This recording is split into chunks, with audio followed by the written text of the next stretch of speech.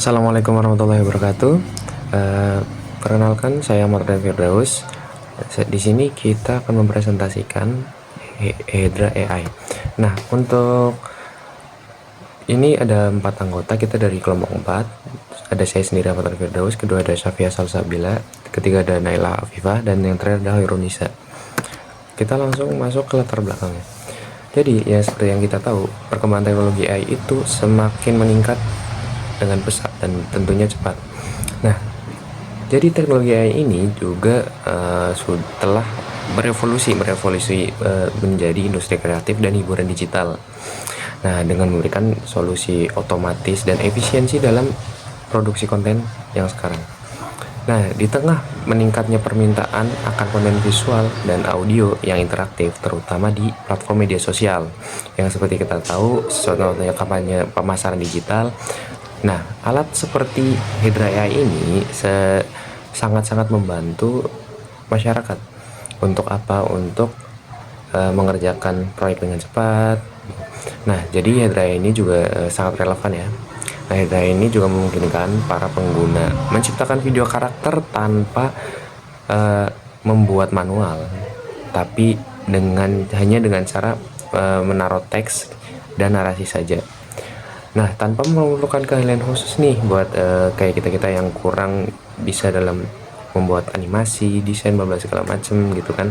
Nah, jadi Hydra AI ini sebenarnya salah satu solusi yang bisa kita pakai. Nah, jadi hal ini juga nggak hanya memperluas akses bagi konten kreator pemula ya, tapi sebenarnya Hydra AI ini juga sangat membantu untuk para konten kreator yang sudah profesional dalam bidangnya untuk memproduksi sebuah konten dengan cepat.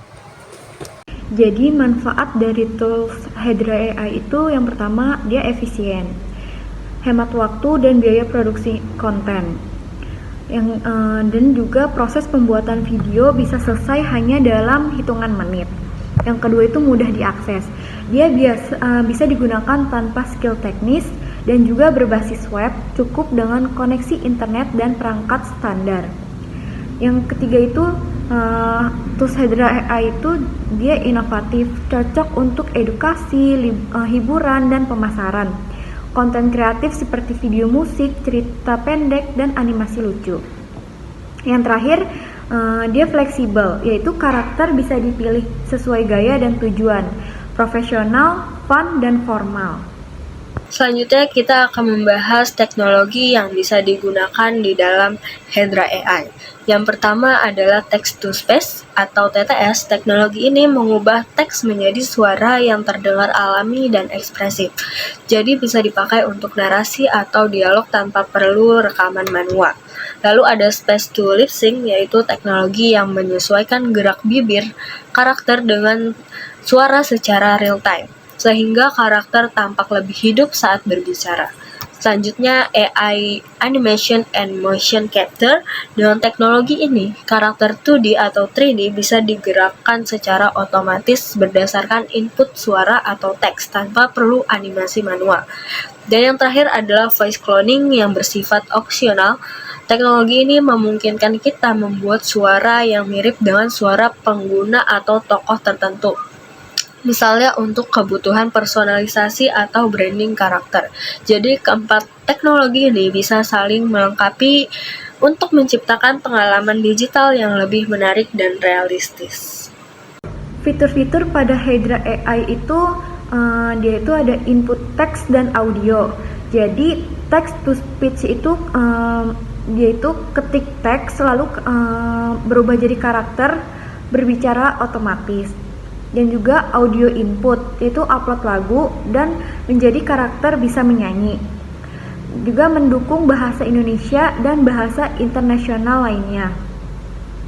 Yang kedua itu one click storytelling, yaitu dia buat video berkualitas profesional hanya dengan satu klik tanpa perlu editing manual.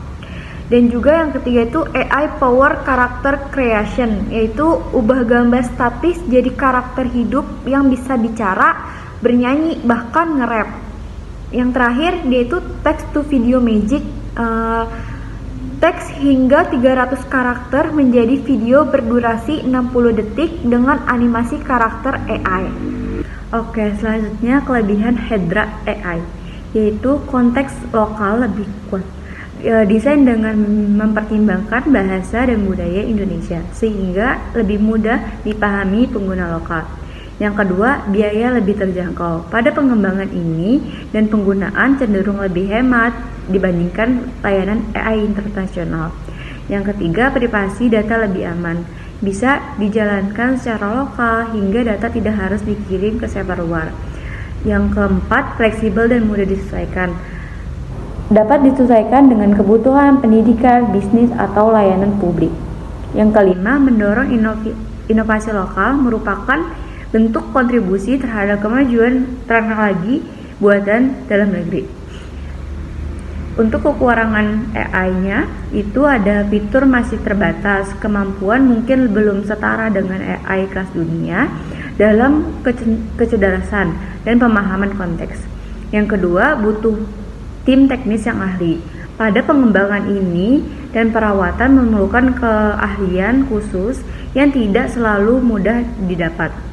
Yang ketiga, tergantung pada infrastruktur, yaitu performanya bisa terhambat jika dijalankan di perangkat dengan spesifikasi rendah. Yang keempat, data pelatihan terbatas, yaitu kualitas output bisa kurang optimal jika berbasis data kurang luas dan beragam. Yang kelima, yaitu masih butuh pembangunan kepercayaan. Karena baru dan belum populer, pengguna mungkin masih ragu dan mengandalkannya. Next, setelah mengetahui teknologi-teknologi AI yang digunakan, selanjutnya saya akan mendemokan bagaimana teknologi tersebut bekerja secara langsung. Foto kamu bisa jadi anime yang bisa ngomong seperti ini. Nih caranya. Awalnya ini cuma foto biasa, tapi lihat gimana ChatGPT ubah jadi karakter anime. Setelah itu, aku pakai website Hedra AI biar karakter animenya bisa ngomong. Yang pertama, upload gambar anime kamu, pilih gambar yang sudah diubah jadi gaya anime dari ChatGPT. 2. Upload audio suara. Kamu bisa rekam suara sendiri atau pakai voice AI. 3. Tulis perintah gerakan. 4. Klik generate, tunggu beberapa saat dan boom, karakter kamu bisa ngomong dan hasilnya kayak gini. Namaku Guru Upgrade ID. Aku adalah versi anime dari fotoku sendiri. Seru banget kan? Gampang kan? Foto kamu juga bisa jadi karakter yang hidup dan ngobrol. Cobain deh. Terima kasih, semoga bermanfaat. Sekian dari kelompok kami.